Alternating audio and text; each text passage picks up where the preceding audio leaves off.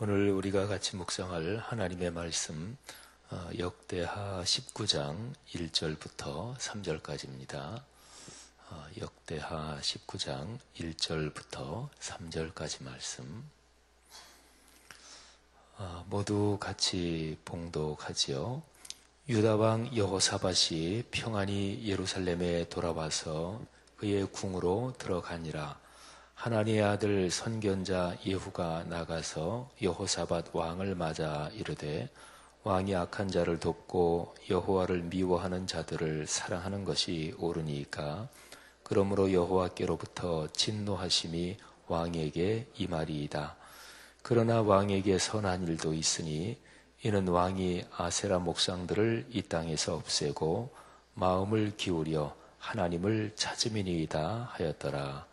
아멘. 오늘 하루도 하나님의 축복이 여러분과 넉넉하게 함께 하시는 줄 믿습니다.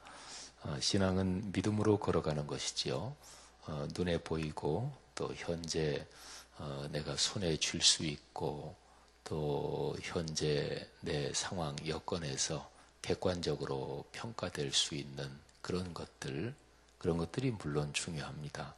하지만 그런 것을 넘어서 하나님께서 역사하시는 또 하나님이 나와 같이 계시는 이 위대한 사실을 믿고 하루하루 걷는 게 믿음이고 신앙이지요. 오늘 하루도 그런 믿음이 우리 모두에게 충만하기를 주의 이름으로 축복합니다. 여호사밧은요, 성경의 평가로 볼 때 참 훌륭한 왕입니다. 그리고 특별히 하나님과의 관계에서 신앙, 믿음, 이게 분명했습니다. 신앙은 또 하나님에 대한 믿음은 무엇보다 입장과 태도가 분명해야 되는 거죠. 우상 숭배에 대해서 여호사밧 왕은 아주 입장이 분명했고 그리고 거기에서 하나님께 큰 칭찬을 받았습니다. 그런데 여호사밧이 전체 여기 성경에 기록된 걸 보면 하나, 그러니까 많이도 아니고요. 하나가 꼭 흠이었습니다. 하나. 그거는 하나님을 섬기지 않는 또는 하나님과 반대편에 서 있는 사람들과 교류하고 교제하는 것이었습니다. 근데 이거는 구체적으로 여호사밧이 남왕국 유다의 왕이니까, 그런데 북왕국 이스라엘의 왕과 그 가문하고 서로가 교류를 합니다. 당시에 북왕국 이스라엘의 왕이 저 악명 높은 아합 왕이었거든요. 근데 여호사밧하고 아합, 이 양쪽 왕가가 서로 교류하다가 여호사밧의 아들하고 그리고 아합 왕의 딸하고 결혼을 합니다. 여호사밧의 아들은 여호람, 나중에 이제 아버지를 이어서 왕이 되죠. 그리고 아합의 딸은 아달랴라고 하는 여자입니다. 그래서 이 두 사람이 결혼을 해요. 그러니까 사돈지간이죠. 지금 우리가 19장 1절부터 3절 읽었는데 그 바로 앞에 18장에 보면 이제 아합의 요청으로 북왕국 남왕국 연합군이 아람 쪽 군대와 전쟁을 하죠. 근데 성경 말씀을 가만히 묵상해 보면 여호사밧은 그 전쟁에 참여하기를 원하지 않았습니다. 그런데 어쩔 수 없이 전쟁을 할 수밖에 없는 상황이었습니다. 근데 여호사밧이 이 전쟁에 참여하고 싶지 않다, 이 상황에 대해서 그의 마음이 어느 정도였는지는 모르겠어요. 그러니까 완전히 100% 이거는 하나님이 원하지 않으시는 거다. 난 참여하고 싶지 않다. 그런데 사돈인 아합 왕과의 이 관계 때문에 어쩔 수 없다. 이런 정도였는지, 아니면 그 전쟁에 대해서 하나님의 뜻을 생각하면서 뭐 한 70% 정도는 이건 하나님의 뜻이 아닌데, 그런데 또 반면에 한 30% 정도는 뭐 하나님께서 원하시는 걸지도 모르지, 뭐 이 정도 생각을 가지고 있었는지. 그러니까 하나님의 뜻에 대해서 이 여호사밧 왕이 어느 정도의 확신 또는 어느 정도의 분명한 판단을 가지고 있었는지 그거는 정확히 모르겠어요. 근데 확실한 것은 전쟁에 참여하기를 원하지 않았다. 이것만은 확실하고, 그리고 아합 왕의 강권에 못 이겨서 그래서 전쟁에 참여했다. 이거는 확실합니다. 근데 이 전쟁에서 패전하지요. 그리고 북왕국의 왕 아합은 그 전쟁에서 죽습니다. 그리고 여호사밧은 겨우 살아서 돌아와요. 오늘 19장 1절이 바로 그런 얘기입니다. 여호사밧이 평안히 예루살렘으로 돌아와서 그의 궁으로 들어갔다 하는 말씀이죠. 근데 그때에 예후라는 선지자가 여호사밧 왕을 만나서 하나님의 말씀을 전합니다. 예후가 전하는 하나님의 말씀은 두 가지입니다. 첫째는 책망, 그리고 두 번째는 용서입니다. 책망은 좋아하는 사람 아무도 없죠. 용서, 이거는 참 좋은 거잖아요. 그러니까 책망과 용서, 이거는 조금 다른 거죠. 그죠? 첫 번째 책망은 왕이 악한 자를 도왔다. 그리고 여호와를 미워하는 사람들을 사랑했다. 그러니까 하나님과 반대편에 서 있는 우상을 숭배하고 하나님을 섬기지 않는 그 사람들을 좋아하고 그들과 교류했다. 이런 것입니다. 그 다음에 그래서 이제 여호와께로부터 진노하심이 왕에게 임하신다. 책망과 또 진노를 받을 것이다. 이런 데 대한 예고지요. 무서운 책망이죠. 하나님을 미워하는 사람, 그리고 악한 사람, 이런 사람을 돕고 교류하는 것이 죄가 됩니다. 하나님 앞에서. 그러니까 죄는 내가 적극적으로 주동을 하지 않아도 거기에 동조하고 교류하는 것, 이것도 하나님 앞에서 죄가 된다는 거죠. 근데 이제 용서를 또 해주십니다. 그러나 왕에게 선한 일도 있습니다. 이는 왕이 아세라 목상을 없애고, 그리고 진짜 진실한 마음으로 여기에 표현된 대로 마음을 기울여 하나님을 찾았습니다. 이게 하나님께서 왕을 참 좋게 보신 것입니다. 사실은 사람은 누구나 다 하나님 앞에 책망받을 일도 있겠고, 또 하나님 보시기에 그래, 내 딸아, 내 아들아 참 잘했다, 이렇게 볼 것도 있겠죠. 사람이 다 불완전하니까 어떤 사람이 100% 책망받을 일만 있는 사람 아마 그렇게 많지는 않을 거예요. 100% 하나님께 칭찬만 받을 일, 그런 것만 있는 사람은 아마 아무도 없을 것입니다. 그런데 이제 책망과 용서 이 두 가지가 사실은 얼른 보면 서로가 좀 성격이, 이 색깔이 분명히 다르잖아요. 근데 이 두 가지를 하나로 묶는 끈이 있습니다. 그건 바로 은혜라는 거예요. 책망도 은혜입니다. 잘못된 길로 가는데 하나님의 책망이 없다. 그러면 그건 큰일이죠. 그러니까 하나님의 제일 무서운 책망이 뭐냐면 하나님이 우리에게 벌을 내리시고 하나님이 진노하실 때 제일 무서운 거는 하나님이 내버려 두시는 거예요. 상관 안 하는 거예요. 부모가 자녀를 책망하고 또 잔소리하고 또는 혼내고, 그건 당연히 부모의 사랑 때문에 그렇죠. 근데 예를 들면 그런 일이 있어서 안 되겠고 또 참 불행한 일이지만 어떤 부모와 자식 사이에 진짜로 관계가 안 좋아져서 보통 우리말로 의를 끊는다 이런 얘기가 있잖아요. 그러면 얘기도 안 하는 거죠. 근데 하나님의 제일 무서운 책망이 그거예요. 로마서 1장 24절, 26절, 27, 28절 이 세 절에 보면 그런 말씀이 나와요. 하나님이 저들을 내버려 두셨다. 아유, 더 이상 나 이제 관계하지 않는다. 난 이제 너희 포기했다. 이런 것입니다. 그러니까 책망도 은혜입니다. 용서도 은혜고, 하나님이 사랑하는 사람에게 매를 대는 것도 하나님의 은혜입니다. 다 커다란 은혜죠. 여러분의 삶에서 하나님께서 여러분에게 주시는 모든 것은 다 은혜다. 이거를 잘 기억하는 게 좋습니다. 혹시나 어떤 책망, 어떤 꾸지람이 있을 때 그거를 감사로 받고, 그래야 그 책망과 꾸지람 속에 있는 하나님의 음성이 들리고 하나님의 뜻이 보이고 하나님께서 열어주시는 길이 이게 눈에 들어와요. 그래야 화가 변하여 복이 됩니다. 어떤 일이 내게 좋지 않은 것 같은데 그거를 디딤돌로 해서 말하자면 더 좋은 길로 나가게 되는 거죠.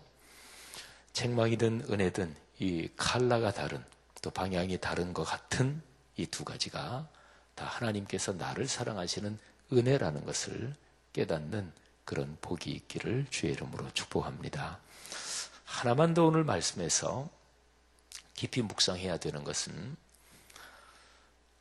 이제 북왕국하고 남왕국으로 이제 둘로 갈라져서 이제 뭐 왕족도 쭉 이어지잖아요. 근데 북왕국은 우리식으로 표현하면 역성혁명이 계속해서 일어납니다. 그러니까 왕과 가문 혈통이 계속해서 바뀌어요. 그러니까 한참 뭐 이게 왕가에서 막 쿠데타가 일어나고 반란이 일어나고 할 때는 아주 그냥 말도 아니게 그렇게 상황이 벌어지기도 합니다. 근데 남왕국 유다에서는 한 혈통이 계속해서 끝까지, 나중에 유다 왕국이 멸망할 때까지, 그리고 다시 바벨론 포로지에서 돌아와서 다시 회복될 때까지도 계속 한 혈통이 이어져요. 그게 다윗의 혈통입니다. 근데 이 얘기는 하나님도 혈통을 참 중요하게 여기신다, 그게 아니고 다윗의 혈통은 하나님의 말씀의 언약을 가시적으로 상징하는 거예요. 하나님께서 말씀으로 언약을 주셨어요. 그러면서 다윗 네 가문에서 메시아가 난다. 이 말씀의 언약이죠. 그러니까 이 남왕국 유다에는 하나님의 말씀의 약속이 흐르고 그 말씀의 거대한 섭리가 흐르는 거예요. 근데 이거는 끊어지지 않습니다. 이제 우리가 19장인데요. 조금만 더 쭉 읽어보면 이 남왕국 유다에 흐르는 하나님의 말씀의 언약, 이거를 끊어놓으려고, 이거를 중지시키려고 사탄이 얼마나 노력을 하는지 몰라요. 그런 위기의 때도 이제 생깁니다. 근데 안 끊어져요. 이거는 영적으로 보면 하나님께서 인류를 구원하시려는 거대한 구원의 은혜, 그리고 구원의 섭리가 이렇게 흐르는데 악한 영은, 그리고 사탄은 어떻게 해서든지 그것을 끊어놓으려고 그러는 거예요. 그러니까 열왕기 상하, 역대기 상하, 이 구약 성경에 서로 내용이 겹치는, 원래는 이게 역대기는 뭐 상하가 있는 게 아니고 한 권의 책이고 열왕기도 한 권의 책이에요. 그러니까 구약 성경에 있는 이 두 권의 책은 이제 표면적으로 보면 왕들의 역사고 왕조의 역사지만, 그런데 그 안에 흐르는 그 메시지를 읽으면 이게 영적인 엄청난 큰 싸움이 이제 섞여서 흐르는 거죠. 근데 거기에서 남왕국 유다에는 이미 말씀드린 것처럼 하나님의 메시아 약속, 구원의 약속이 말씀으로 흐르고 있는데, 그런데 이거를 끊어놓으려고 사탄이 북왕국하고 남왕국을 섞어버립니다. 그게 말하자면 여호사밧의 아들과 그리고 아합의 딸이 결혼하는 거예요. 그래서 아달랴라고 하는 여인이 남왕국 유다의 왕가로 들어옵니다. 근데 그냥 들어오겠어요? 우상 숭배를 가지고 들어와요. 그리고 이 아달랴라고 하는 여인이 이 다윗 계통으로 흐르는 모든 혈통을 싹 죽여버리고 완전히 대를 끊어놓으려고 합니다. 근데 딱 하나 어린 아가가 살아남아요. 여러분 이렇게 보면 이제 뭐 그건 뒤에 이제 더 묵상하니까, 오늘 여기에서 여호사밧이 다 좋았는데 하나가 안 좋았단 말이에요. 악한 자와 교류했고 또 악한 자를 도왔다. 근데 이건 영적으로 보면 여호사밧이 악한 영의 꼬임에 홀려서 넘어갔다, 이렇게 볼 수 있는 거예요. 이렇게 보면 여호사밧의 죄가 참 크죠. 그죠? 그러니까 하나님의 말씀의 약속이 흐르는 거기에 우상 숭배를, 영적인 유혹을 들여온 게 바로 여호사밧이에요. 여러분, 사람은 살면서 인간관계에서 참 주의해야 됩니다. 그리스도인은 인간관계에서 분명한 기준을 가지고 있어야 합니다. 오늘 여기에 여호사밧도 쉬운 얘기로 말하면 인간관계거든요. 근데 이 사람은 왕이니까, 그리고 아합 가문과 사돈간이 된 거는 뭐 단순한 이유만은 아니었을 거예요. 한 나라의 왕이니까 외교적인 관계도 있었겠고, 그때 당시에 국제적인 정세에서 뭐 이런저런 뭐 경제 무역 같은 이유도 있었겠죠. 우리나라 대통령을 생각해 보세요. 우리나라 대통령이 중국, 미국, 일본 또는 북한, 러시아 주변 나라들과의 관계에서 이게 단순한 게 아니에요. 중국을 우리가 무시할 수는 없죠. 왜? 그 나라 때문에 우리가 먹고 살아요. 먹는 문제는 중국하고 제일 많이 얽혀 있어요. 미국, 이거는 말할 것도 없죠. 전통적인 우방이고 뭐 전통이라서가 아니라 현실적으로 미국하고 외교 관계가 좋지 않으면 우리나라가 생존이 힘들죠. 일본 그렇게 미운 나라지만 근데 일본 그냥 밉다 그래서 단순하게 끊어버리지 못해요. 뭐 경제 문제도 그렇고 또 한미일 이 삼각관계, 삼각동맹 이거를 봐도 그렇고, 그러니까 한 나라의 대통령이면 주변 나라들과의 관계에서 이게 단순한 게 아니에요. 여호사밧도 그랬을 거예요. 그런데 그럼에도 불구하고 그런 상황 속에서 신앙적으로 보면 적어도 어느 정도의 기준은 필요하고 어느 정도는 넘지 말아야 되고 이런 게 있단 말이죠. 근데 여호사밧은 그 기준이 없었습니다. 우리 개인적인 삶에서도 어떤 사람하고 뭐 인간관계는 다양하잖아요. 근데 그 사람하고 계속 깊이 사귀면 또는 그 사람하고 많이 교류하면 하나님 신앙에서 벗어나겠다 또는 하나님의 영광을 가리겠다 이런 거 있으면 인간관계는 조심해서 이제 거리를 둬야 되는 거죠. 특별히 악한 자, 신앙에서 못된 사람들, 그리고 하나님께 대한 그런 분명한 기준이 없는 사람들이 있죠. 사랑하시는 여러분, 삶의 길을 걸어가면서 예수는 믿는다고 하지만 그런데 신앙에 분명한 기준이 없고 또는 신앙이 병들고 악하고 이런 사람들을 잘 분별해야 합니다. 그래서 그런 사람들과의 관계에 끌려 들어가고 또 그래서 거기에서 하나님의 영광을 가리우는 일이 없어야 되는 거죠. 오늘 이 말씀이 우리 모두에게 하나님의 귀한 가르침이 되고 또 여러분이 살아가시는 삶의 현장에서 악한 자 그리고 여호와를 미워하는 자들을 분별하는 지혜가 있기를 주의 이름으로 축복합니다. 그래서 여러분 주변에 믿음이 좋은 분들 또 기도의 용사들을 많이 사귀시고 또 그런 분들에게 기도를 부탁하고 그래서 서로가 서로를 위해서 중보 기도해 주면서 하나님께 더 가까이 가고 그렇게 살아가야 그게 복이죠. 오늘 하루도 그런 복이 있기를 주의 이름으로 축복합니다. 기도하겠습니다. 하나님 은혜 감사합니다. 오늘 들은 말씀 우리의 구체적인 삶의 현장에서 복이 되게 하시고 또 오늘과 내일 우리가 걸어가는 삶이 주의를 중심으로 큰 은혜가 있게 하옵소서. 예수님 이름으로 기도 올립니다. 아멘.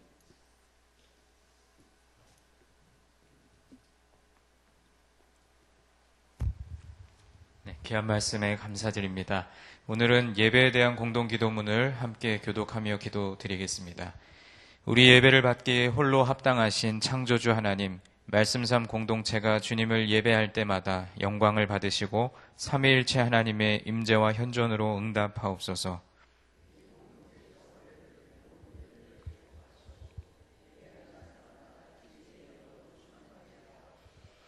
주님이 찾으시는 예배자들이 훈련되어 일어나게 하옵소서.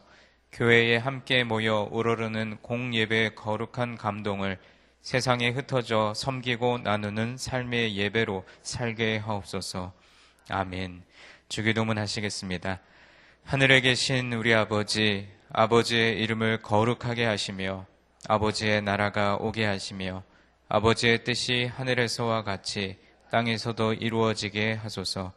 오늘 우리에게 일용할 양식을 주시고 우리가 우리에게 잘못한 사람을 용서하여 준 것 같이 우리 죄를 용서하여 주시고 우리를 시험에 빠지지 않게 하시고 악에서 구하소서. 나라와 권능과 영광이 영원히 아버지의 것입니다. 아멘. 공동의 기도의 제목을 드리겠습니다. 지금 들은 말씀이 내 삶으로 이어지게 하옵소서. 또 내일 주일 사역을 준비하는 담임 목사님과 모든 부교육자들을 성령 충만하게 하옵소서.